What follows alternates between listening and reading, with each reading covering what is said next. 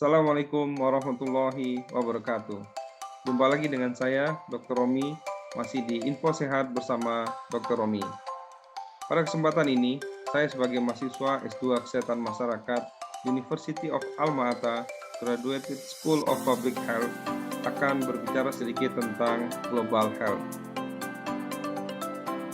Global Health adalah bidang studi, penelitian, dan praktik yang bertujuan untuk meningkatkan dan mencapai kesetaraan status kesehatan seluruh masyarakat dunia. Global Health atau kesehatan global tidak selalu mengenai penyebaran penyakit di suatu wilayah, tetapi juga terkait perkembangan ilmu kedokteran, kesehatan masyarakat, epidemiologi, serta faktor-faktor penentu lain seperti demografi, status ekonomi, serta kebudayaan.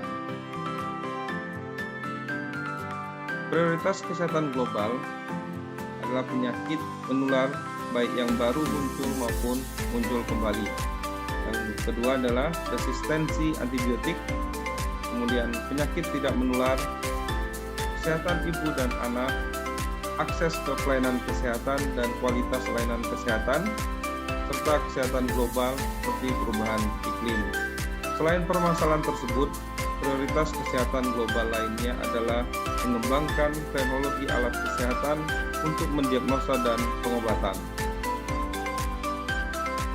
Sustainable Development Goals atau SDGs merupakan suatu rencana aksi global yang disepakati oleh para pemimpin dunia, termasuk Indonesia, tepatnya pada 25 September 2015 bertempat di Markas Besar Perserikatan Bangsa-Bangsa guna mengakhiri kemiskinan, mengurangi kesenjangan, dan melindungi lingkungan.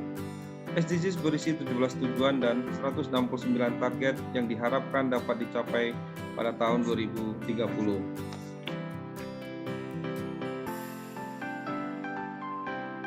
Salah satu tujuan dari SDGs yaitu yang ketiga, good health dan well-being. Menurut Roadmap SDGs Indonesia menuju 2030, Indonesia merupakan negara dengan kasus tuberkulosis tertinggi ketiga di dunia. Bila tanpa intervensi, maka di tahun 2030 diperkirakan insiden tuberkulosis di Indonesia masih mencapai angka 261 per 100.000 penduduk. Tapi dengan desain kebijakan yang tepat, jumlah insiden tuberkulosis di Indonesia dapat ditekan ke angka 65 kasus per 100.000 penduduk di tahun 2030. Perlu digarisbawahi bahwa insiden kasus tuberkulosis sejatinya sangat erat dengan isu kemiskinan, ketimpangan pembangunan, termasuk masih minimnya akses ke fasilitas kesehatan berkualitas. Untuk itu diperlukan suatu strategi program tuberkulosis nasional yang terdiri dari penguatan komitmen dan kepemimpinan pemerintah pusat, provinsi, dan kabupaten kota untuk mendukung percepatan eliminasi tuberkulosis pada tahun 2030. Kemudian yang kedua adalah peningkatan akses layanan tuberkulosis bermutu dan berpihak pada pasien. Yang ketiga, optimalisasi upaya promosi dan pencegahan, pemberian pengobatan pencegahan tuberkulosis, serta pengendalian infeksi. Yang keempat adalah pemanfaatan hasil riset dan teknologi screening, diagnosa, dan tata laksana tuberkulosis. Kemudian adalah peningkatan peran serta komunitas, mitra, dan multisektor lainnya dalam eliminasi tuberkulosis. Penguatan manajemen program merupakan melalui penguatan sistem kesehatan. Demikian adalah 6 strategi program tuberkulosis nasional. Karena masalah tuberkulosis ini bukan hanya masalah lokal atau nasional dalam suatu negara, tapi juga merupakan masalah global, maka strategi yang dilakukan oleh WHO sebagai lembaga kesehatan dunia untuk menurunkan angka tuberkulosis adalah sebagai berikut.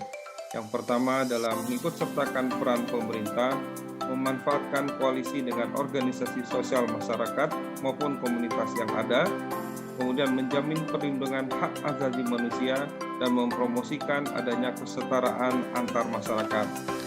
Yang keempat adalah melakukan adaptasi strategi dan target di tiap negara dengan kolaborasi secara global, karena di tiap negara berbeda secara demografi, sosial, ekonomi, dan juga kebudayaannya. Demikian sekilas tentang global health dengan fokus kita pada kesempatan ini dalam masalah tuberkulosis.